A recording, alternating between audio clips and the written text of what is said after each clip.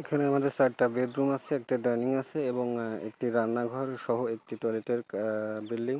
এখানে তো আমরা পাইপ বেসিনের কাজ চলছে। আপনারা অনেকেই প্রশ্ন করেন যে আসলে 4টা রুম হলে আমরা পাইপ কয়টা টানবো?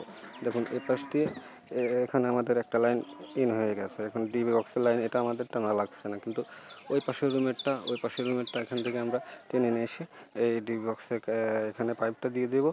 এবং ডাইনিং যে স্পেসটা আছে, ডাইনিং স্পেসটাও আমাদের লাইনটা চলে আসছে। তো তার জন্য আলাদা লাইন আমাদের দেওয়া লাগবে না, শুধু মিটারটা একটা ইন করব। ওই পাশ দিয়ে ওখান থেকে একটি লাইন টেনে এই ডিবি বক্সে আমাদের এখানে পাইপটা দিয়ে দেবো এবং ওই বাহিরে যে রুমটা দেখতে পাচ্ছেন ওই পাশে, ওটা থেকেও টেনে এনে এখানে আমাদের একটা লাইন দিয়ে দেবো। এখান থেকে মিটারের লাইন একটা দিয়ে আউট করে দেবো। যেহেতু মিটার একটা থেকে বড় 2টা মিটারের লাইন হবে, তো আমরা বেশি লাইন টানবো না, একটা দিয়েই তারগুলো চলে আসবে আর কি।